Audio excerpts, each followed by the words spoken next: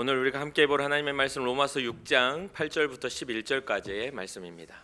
로마서 6장 8절부터 11절까지입니다.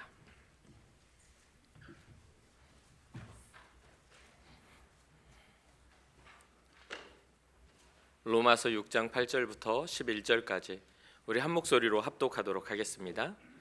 만일 우리가 그리스도와 함께 죽었으면 또한 그와 함께 살 줄을 믿노니 이는 그리스도께서 죽은 자 가운데서 살아나셨음에 다시 죽지 아니하시고 사망이 다시 그를 주장하지 못할 줄을 알미로라.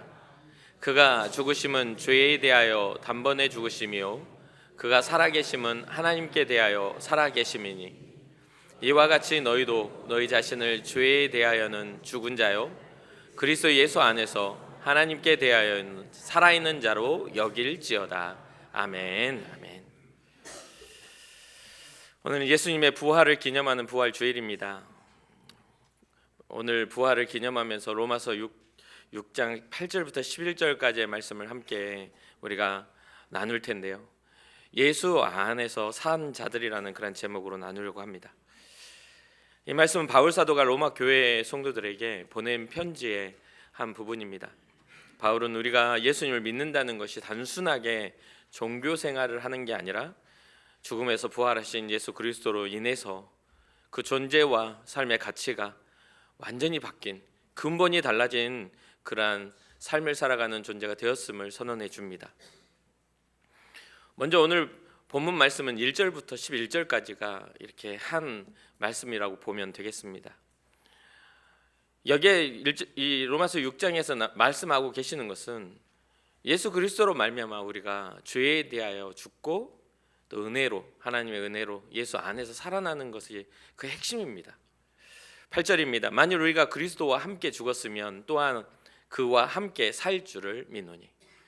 주님의 죽으심과 주님의 부활하심이 우리 성도들과 함께 한다는 의미입니다. 이 함께 죽었다는 말은 무슨 뜻입니까? 원어로 보면 이 단어는 이미 일어난 일에 대한 완료된 사건을 말해줍니다. 죽었다라는 것이 주님과 함께 죽었다는 것이 진행되어서 죽어간다는 뜻이 아니라 예수 그리스도의 십자가의 사건으로 인해서 우리도 함께 죽어버린 그러한 완료를 말해요. 그런데 여기서 말하는 이 죽음은 호흡이 끊어지는 우리의 죽음이 아니라 예수님이 우리의 죄를 짊어지시고 죄의 권세와 사망의 권세를 이기신 사건을 이야기해 줍니다. 우리는 죄의 지배를 받을 수밖에 없는 존재입니다. 우리는 죄성을 가지고 육신의 추구가 하나님이 없는 그 추구들은 항상 하나님을 거역하는 그런 존재로서 우리의 모습이 있죠. 그러나 그런 모든 인간으로서 가졌던 하나님과 관계의 단절에서 오는 모든 죄가 예수님의 희생을 통해 해결됐다는 것을 선언한 것입니다. 예수님을 믿고 세례를 받는다. 이것은 바로 나는 죽고 예수로 다시 산다. 하나님의 은혜로 다시 산다는 뜻을 의미합니다. 진정한 회개를 의미하기도 하고 진정으로 예수님과 연합한다라는 믿음의 연합이기도 합니다. 단순하게 마음으로 동의하는 게 아닙니다. 영적인 실제가 우리의 삶의 영역까지 연합되어짐을 의미합니다. 주님의 죽으심이 이론적인 것이 아니라 우리의 죄의 종결을 의미하고 주님의 부활하심도 이론적인 것이 아니라 주님의 부활하심이 우리의 생명, 진정한 생명의 증거가 됩니다. 그러니 바울은 함께 살 줄을 믿노니라고 말하며 살다라는 그 단어 안에 우리의 새롭게 되어진 새로워진 우리의 정체성이 주님과 함께 연결되어져 가는 죄로 인하여 종결된 죽음, 그러니까 예수 그리스도의 죽음으로 죄가 끝나고 이제 새로운 삶, 새로운 그런 존재로서 하나님의 자녀로서 살아가는 삶이 이어지는 겁니다. 그 끝은 어디까지 가냐면 하나님의 나라, 하나님이 우리에게 예비하신 그 놀라운 영광의 나라까지 연결이 됩니다. 이제까지는 죄와 연합하여 죄의 권세 아래 우리가 살아갔다면 이제는 예수와 연합하여 은혜 안에 살아가는 그러한 새로운 삶의 그런 가치가 부여된 것이죠. 예수님을 믿음으로써 예수님과 함께 죽었고 이제 예수님과 함께 새로운 생명으로 살아가는 존재. 그러니 8절에 만일 우리가 그리스도와 함께 죽었으면 또한 그와 함께 살 줄을 믿노니, 그러면서 이어집니다. 9절입니다. 이는 그리스도께서 죽은 자 가운데서 살아나셨음에 다시 죽지 아니하시고, 주님이 죽으시고 다시 살아나셨기 때문에 하나님의 권능 안에 살아나신 예수 그리스도는 다시 죽을 일이 없는 겁니다. 영원한 죄와 사망의 권세가 끊어지고 이제 영원한 생명이 예수로 흘러가게 된 사건이죠. 그러면서 사망이 다시 그를 주장하지 못할 줄을 알미로라. 사랑하는 성도 여러분, 우리는 주장한다, 사망이 다시 그를 주장한다는 주장에는요 지배력이 있지 않습니까? 사망이 우리를 이끌어가는 겁니다. 우리의 의지도, 우리의 가능성도, 우리가 가지고 있는 힘으로는 이 사망의 권세를 이길 수가 없습니다. 어떤 사람이 점점 인생이 지나가며 우리에게 주어지는 사망을 이길 수가 있습니까? 세월이 흘러가면 그것은 누구라도, 어떤 권세자라도, 어떠한 힘을 가진 사람, 어떠한 부요함을 가진 사람이라도 다가오는 죽음의 그늘에서는 벗어날 사람이 없습니다. 연장할 수는 있겠죠. 그러나 그것은 벗어날 수가 없습니다. 한 번 죽는 것은 하나님이 사람에게 정해 놓으신 그러한 법칙입니다. 그러니 그러한 법칙 아래 우리는 두 번째 죽음에 대한 이야기들을 성경은 경고하거든요. 육신의 죽음뿐만 아니라 심판에 의한, 하나님 앞에서의 심판받을 자들의 그러한 죽음을 경고하는데, 예수 그리스도는 이 두 번째 우리에게 다가올 그러한 죽음에 대해서 우리에게 자유케 하셨다라는 겁니다. 우리의 죄로 인하여 두 번째 죽음이 심판이 있었는데, 그 두 번째 죽음의 권세를 예수 그리스도의 십자가가 죄의 권세를 무너뜨렸다는 그것이죠. 사랑하는 성도 여러분, 이제까지 살아왔던 우리의 인생 가운데 우리의 삶에 자리 잡고 주인 노릇했던 죄의 권세에서 벗어나시기를 주님의 이름으로 축복합니다. 예수님의 부활하심은 더 이상 사망이 예수 그리스도를 지배하지 못할 뿐만 아니라 그를 믿는 우리도 지배하지 못한다라는 선언입니다. 예수님은 단 한 번 죽으셨고 다시는 죽지 않으시는 그러한 영원하신 하나님이심을 우리는 잊지 말아야 됩니다.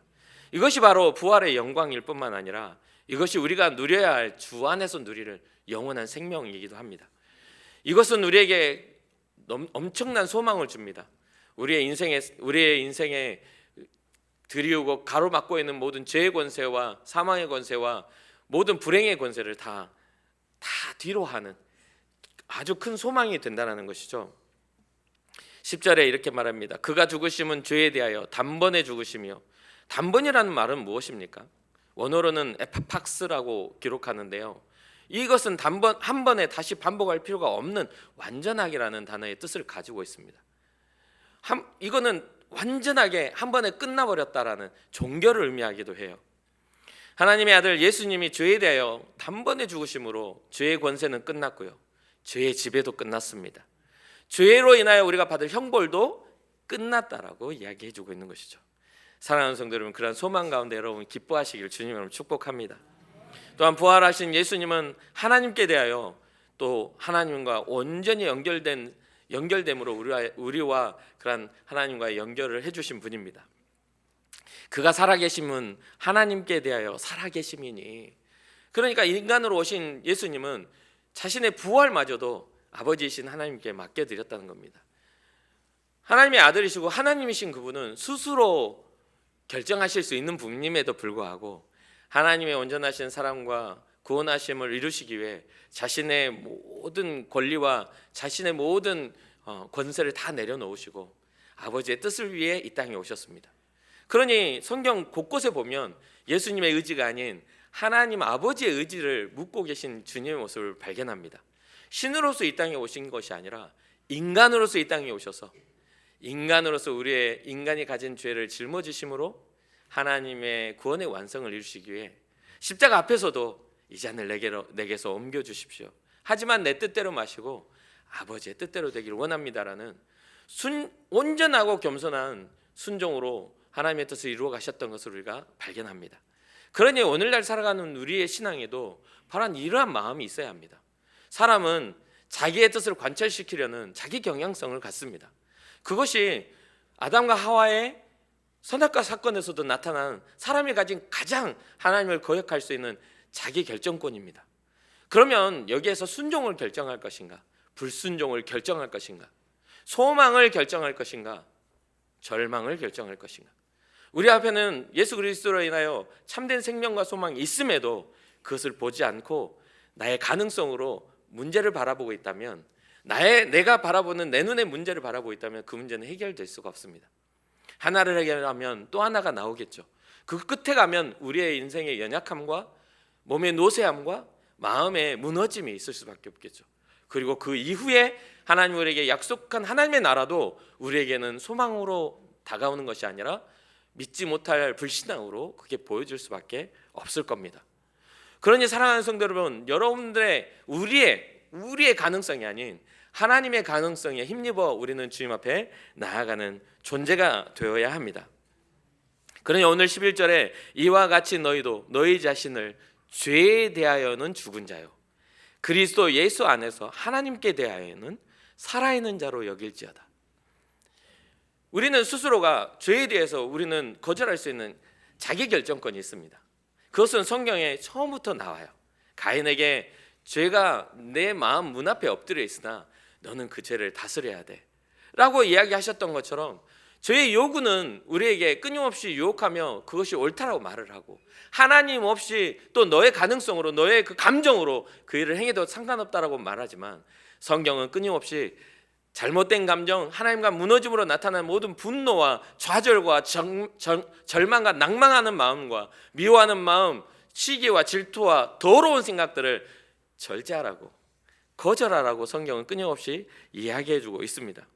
그러니 우리는 이제 하나님이 우리에게 원하시는 더러운 생각과 죄악된 마음들을 버려야만 합니다. 그러니 이와 같이 너희도 너희 자신을 죄에 대하여 죽은 자로 여길지어다.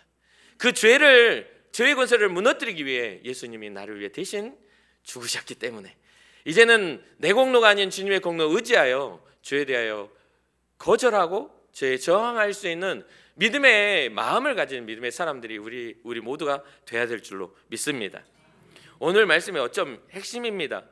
죄에 대하여는 죽은 자요 그리스도 예수 안에서 하나님께 대하여는 살아있는 자로 여길지어다. 여러분 어떻습니까? 여러분은 여기라, 이 살아있는 자로 여겨라라고 하는 이 말을 원어로 보니까 로기제스테라는 그러한 회계 용어입니다. 회계라는 겁니까? 돈 세는 그 회계 용어인데, 계산해서 정확하게 결론을 내리라는 뜻입니다. 그러니까 단순하게 그냥 무심결에 따라가는 게 아니라 예수 그리스도의 십자가와 또 그 예수님의 십자가의 그 고난으로 말미암아 우리의 죄가 해결됨으로 주님께 받은 그 은혜가 얼마나 큰지 한번 주목하여 보라는 겁니다. 우리는 우리의 삶의 가치가 어떤 게 더 큰 것이라고, 어떤 게 더 큰 것이라고 매번 설정하지만 그게 하나님보다 더 작은 것이라고 여기지 않고 더 큰 것이라고 여겨서 주님을 떠나는 경우가 많습니다. 어떤 감정도 상하면 끝입니다. 결정도 우리가 원하고 우리가 꿈을 꾸면 끝입니다. 주님이 개입하시면 내 꿈을 방해하는 하나님, 내 말씀을 듣다가 마음을 상하면 내 마음을 상하게 하시는 하나님, 아니 하나님 보낸 목사님이 내 마음을 상하게 했어, 저 나 들으라고 저렇게 말하는 거 아니야? 맞습니다. 항상 말하지만 여러분 들으라고 말씀을 준비하죠. 뭐 하늘에 호공이 되고 그거 하는 거 아니잖아요. 여러분들이 또 제가 그런 모습입니다. 별로 매력적이지 않아요. 주님 보시기에 우리는 스스로가 매력이 있는 것 같고 우리는 스스로가 거룩한 것처럼 보이지만 우리는 이 안에서 나오는 것들이 다 더러운 것들이 나옵니다. 이게 우리가 지배받고 있는 죄의 권능이요, 우리가 하나님과 무너지게 된 불신앙의 증거기도 합니다. 하나님 우리에게 거룩함을 주시고 하나님 우리에게 사랑을 주시고 하나님은 우리에게 죄의 용서와 함께 우리로 하여금 용서하는 자의 삶을 살게 하셨는데, 우리는 우리의 마음이 용서하는 자가 아니라 용서받는 자의 입장에서, 배려하는 자가 아니라 배려받는 자의 입장에서, 누군가에게 선한 일을 행하는 자가 아니라 누군가 나에게 선대하기를 바라는 입장에서 항상 살아갑니다. 나는 날카로운 창을 입술에서 내보내도 상대방은 웃어주길 바라는 게 우리의 이기적인 마음 아닙니까? 조금만 지나가다가 제가 좀 이렇게 권사님하고 항상 웃는 얼굴로 지나가야 되는데 안 웃고 지나가면 상하지 않습니까? 여러분 얼굴은 더 안 웃어요. 지금 여러분 설교 들은 때도 별로 안 웃어 지금. 그러니까 사람이라는 건 완벽할 수가 없습니다. 웃는 삶은요, 우리가 누군가 계산해서 기억은 안 나지만 우리가 웃는 시간을 따져보면 하루에 웃는 시간이 얼마나 되겠냐 이 말입니다. 우리는 불완전해요. 그러나 우리 주님은 완전하십니다. 우리는 연약하지만 우리 주님은 강하십니다. 우리는 실수하지만 우리 주님은 실수하지 않으십니다. 사망의 권세라도 이기시고 우리를 구원하시고자 하는 하나님의 놀라운 계획이 우리 가운데 있는 것이죠. 그러니 사랑하는 성도 여러분, 말씀 중에 항상 제가 결론 중에 말하는 것이 있어요. 오늘날 정말 이게 굉장히 큰 문제거든요. 그래서 아마 죽을 때까지 이야기하다가, 설교할 때마다 이야기하다가 죽을 것 같은데요. 믿음은 감정이나 경험보다, 우리의 감정이나 우리의 경험보다, 우리가 가지고 있는 상식적인 지식보다 이 믿음은 하나님의 은혜 안에 있다는 것을 잊지 마십시오. 어떤 사람은 태어날 때부터 누구보다 더 선한 사람이 있습니다. 온순한 사람이 있어요. 어떤 사람은 태어날 때부터 아주 그냥 악착같이 태어난 사람이 있습니다. 같이 울어도 그냥 안 울어. 아가 울어. 손발은 막 오그라뜨리면서. 넷을 낳아보니까 그렇더라고요. 그러니까 목소리만 해도 우리 아들, 딸, 이제 아들 둘, 딸 둘 낳았는데 아들들은 어떻게 그렇게 목소리도 쩌렁쩌렁해. 울어도 아주 기가 아프게 울어요. 그런데 딸들을 낳다 보니까 딸들은 울어도 예쁘게 울어. 이게 힘이 달라요. 그러니까 그걸 보면요, 이게 이렇게 이쁠 수가 있나? 이런 생각을 해요. 그래서 사람들이 제가 딸 낳아놓고 한 3일을 날아다니는 것 같더래요. 기분이 너무 좋아져가지고. 근데 막상 제가 봤을 때는 제가 그런 말을 합니다. 우리 둘째 딸은 태어날 때 안 이쁘게 태어났거든요. 지금 캐나다 가 있으니까 험담을 하는 거지만, 그리고 또 제 설교를 따로 이렇게 인터넷으로 보지 않을 거란 믿음이 있어서, 아빠 설교니까 안 볼 거란 믿음이 있어요. 태어났는데 첫째 우리 아들은 너무 이쁘게 생겨서 사람들이 막 감탄을 하는데, 둘째 딸은 업고 있는데 첫째 아들을 손잡고 있는 걸, 와 너무 귀엽, 너 너무 잘생겼다 하고 하는데, 둘째 애하고 딱 했는데 사람들이 말이 없어. 그러면서 딱 덮으면서 귀엽네요. 다른 사람 보기엔 눈에는 어떤 그런 외모적인 눈, 코, 입의 어떤 생김새로 보지만 제 눈에는 존재로 보여요. 무슨 뜻인지 이해가 되십니까? 하나님 우리를 사랑하실 때 세상에서는 우리를 외모로 봅니다. 얼마나 돈이 있어? 얼마나 능력이 있어? 얼마나 명예가 있어? 이렇게 봐요. 그러나 우리 주님은 우리를 존재로 봐요. 우리가 어떻게 생겼는지는 상관이 없어. 내가 너를 지명하여 불러서 넌 내 거야. 나의 사랑하는 아들이고 내 사랑하는 딸이란다. 이렇게 이야기하고 계신다는 거죠. 사랑하는 성도 여러분, 우리는 그래서 주 안에서 우리의 정체성의 변화가 완벽하게 일어나야 합니다. 계속해서 세상의 어떤 시선과 기준과 가치로 우리를 판단하면 안 돼요. 교회 안에 직분으로도 판단하면 안 돼요. 어떤 직분을 가졌느냐가 문제가 아니에요. 직분에 상관없어요. 많은 몫을 맡은 자는요, 못하면 더 큰 책망을 받게 되는 겁니다. 제가 목사니까 인천 금곡교회가 은혜스럽지 못하고 말아먹으면 제가 더 욕먹겠죠. 리모델링 하면서 끊임없이 말합니다. 대출 받아서 못 갚으면 제가 간다고요. 여러분들 앉아 계신 분, 장로님들도 한 분도 그거 책임질 사람이 없어요. 요즘에는 그런 게 없어요. 무조건 대표자가 끝납니다. 이렇게. 그러니까 마음대로 하세요. 내가 꼴 보기 싫으면 나는 헌금도 안 해. 제가 꼴 보기 싫어서 안 해. 이래도 돼요. 그런데 우리의 신앙은 누굴 봐야 돼요? 하나님을 봐야 돼요. 여러분들 때문에도 아닙니다. 제가 사역하는 것도 우리 주님 때문이에요. 예수님이 나를 위해 죽으셨고 예수님이 나를 위해 사셨으니, 예수 안에서 나는 죄에 대하여 종결되었고 예수 안에서 나는 죽음에 대하여 부활의 영광 가운데 참여하게 되었다는 그 소망이 우리의 신앙이 되는 것입니다. 그러니 우리는 정체성이 변화되어야 돼요. 우리의 자존감이 사람들의 말에 의해서나 누군가의 인정에 의해서 되는 게 아닙니다. 예수 그리스도로 인하여 나는 더 이상 죄의 종이 아니다라는 선언이 일어나는 겁니다. 주님이 나의 죄를 위해 죽으셨으니 주님으로 인하여 나는 하나님의 자녀가 되었다라는 것이죠.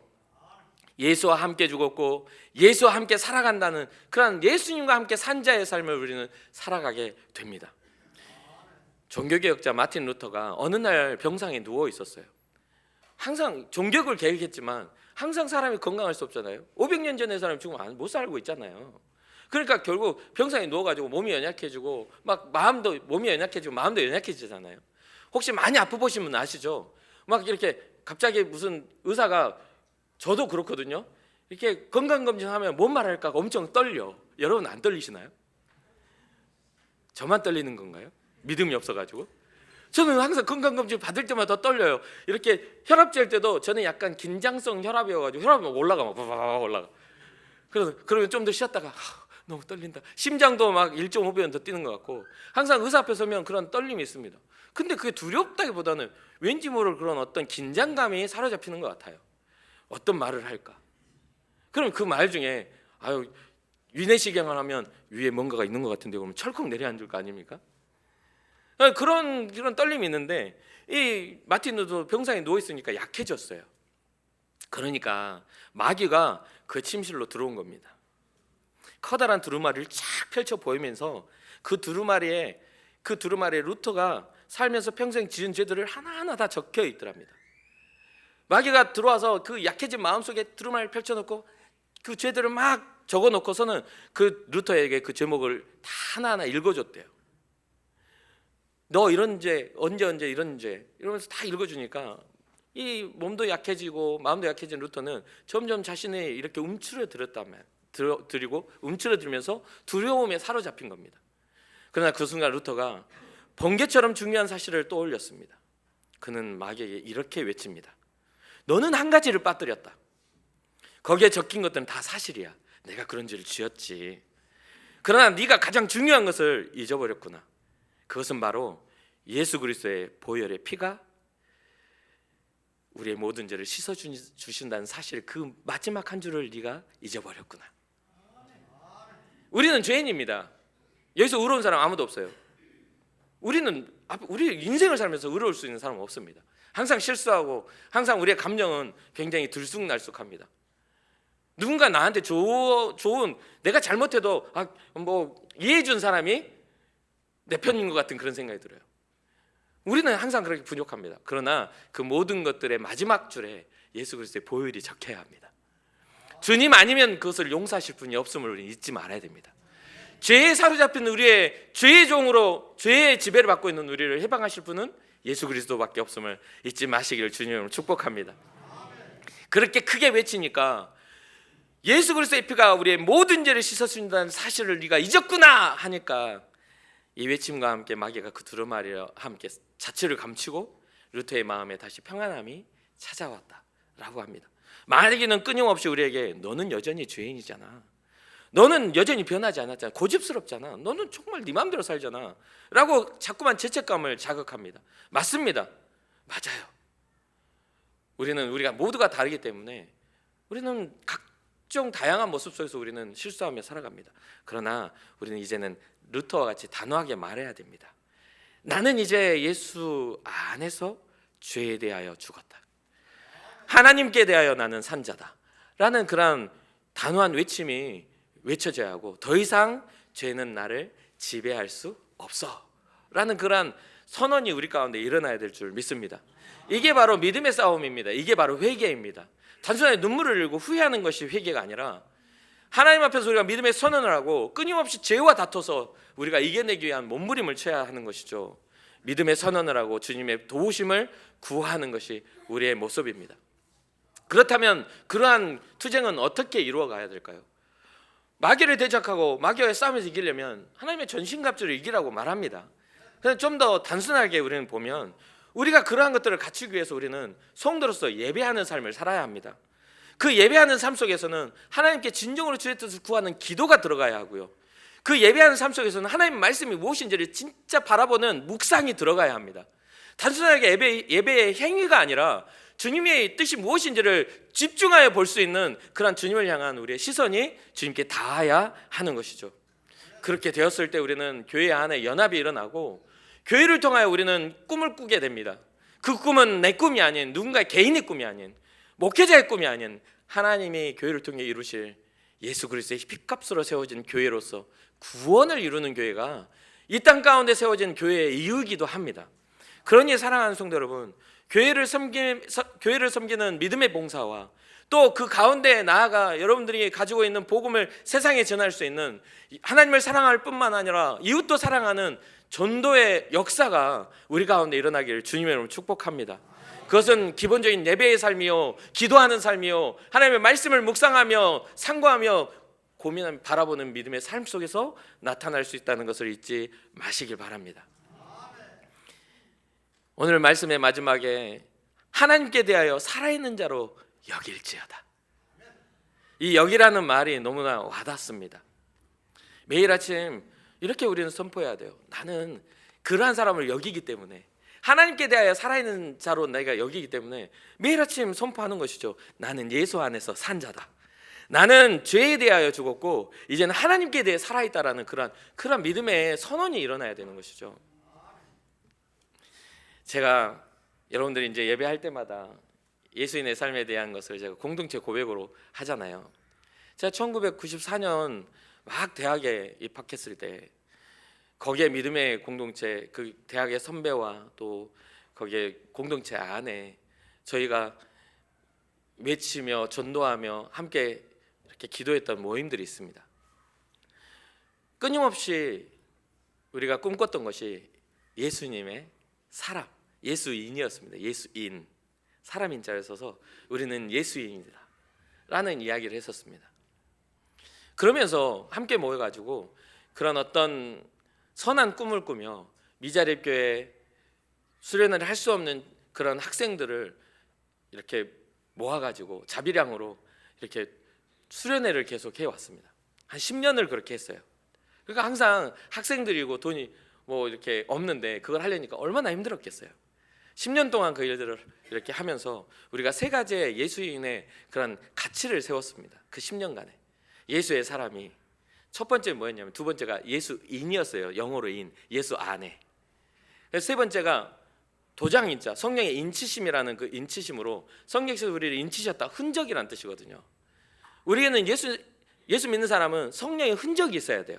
그건 9가지 열매로도 나타나지만 우리가 보이지 않는 그 우리의 영에 찍혀있는 구원의 증거가 성도에게 있어야 된다고 생각을 하거든요. 그래서 예수님의 사람들이 예수 안에서 살면서 예수의 흔적을 가지고 살아간다는 게 처음 그 모습이었습니다. 그런데 보니까 한문으로 인자, 영어로 인자, 또 한문으로 인자 해놓으니까 안 어울려. 그래서 인자를 한자를 딱 찾아보니까 말미암다라는 인자가 있더라고요. 말미암은 인자가 있어요. 말미암다라는 것은 예수로 인하여, 예수로 말미암아. 이게 예수 영어인과 비슷한 의미를 갖고 있어서 그래서 이 세 가지가 예수인 세 가지의 정신이 되었습니다. 우리는 예수님으로 인하여 살아가는 사람들입니다. 예수 그리스도 안에서 처음에 이 영어로 인을 썼던 게 바로 이 단어 때문입니다. 예수 그리스도 안에서, 그리스도 안에서, 예수 안에서라는 단어가 꽤 많이 나오거든요. 우리는 예수님의 안에서 하나님께 대하여 살아가는 사람들입니다. 예수 안에서 사람 보는 사람들이 있어요. 예수 안에서 인정받고자 하는 그러한 욕망이 있는 분들이 있어요. 그러한 것들을 버리고 예수 안에서 하나님께 대하여 우리는 신앙생활을 하는 겁니다. 그러니 여러분들 발걸음을 교회에 나올 때 뭐 어쩔 수 없이 나오는 그런, 우리 어머니가 다니니까, 아니면 뭐 마지못해 관계가 있으니까 이렇게 생각하지 마시고 여러분들의 집중된 관계가 우리 예수 그리스도이기를 주님의 이름으로 축복합니다. 예수 안에서 우리는 산 자의 영광, 그 영광 마지막 끝을 바라보고 사는 사람들입니다. 예수님과 함께 죽고 예수님과 함께 살아난 우리는 더 이상 죄의 종이 아니라 하나님에 속한 산 자요 하나님의 자녀임을 믿으시길 주님의 이름으로 축복합니다. 이 정체성을 붙들고 매일의 삶 속에서 죄를 이기고 매일 하나님께 드려진 삶을 우리가 살아갈 때 우리에게 예비된 하나님의 영광이 우리를 영화롭게 할 줄로 믿습니다. 그럼 함께 따라해 볼까요? 한번 따라해 보시죠. 나는 예수 안에서 산 자다. 아멘, 아멘. 그러면 매주마다 이제 예배 시작하기 전에 제가 하지만 이것도 한번 해봐야 되지 않겠습니까? 우리 공동체의 신앙의 고백입니다. 함께 따라합시다. 우리는 예수님의 사람들입니다. 우리는 예수님으로 인하여 살아갑니다. 우리는 예수님의 흔적을 가지고 있습니다. 아멘. 여러분 모르실 겁니다. 이거를 1부 때도 그랬지만 이거를 이렇게 여러분과 함께 할 때 제 마음이 얼마나 격동하는지 잘 모르실 거예요. 정말 저는 이 마음 때문에 주님 앞에서 인생을 악한 결정을 하지 않았습니다. 제 마음을 지켰고요. 예수님의 사람이라는 이 마음 때문에 절망에, 제가 또 불평에, 또 슬픔에 잠식당하지 않았습니다. 주님 앞에 설 때 부끄럽지 않으려고, 주님의 부활을 아는 우리는 주님의 부활에 참여할 텐데 그때 주님 앞에 설 때 부끄럽지 않으려고 그 마음으로 살아갑니다. 여러분들도 같은 은혜 안에 들어가기를 원합니다.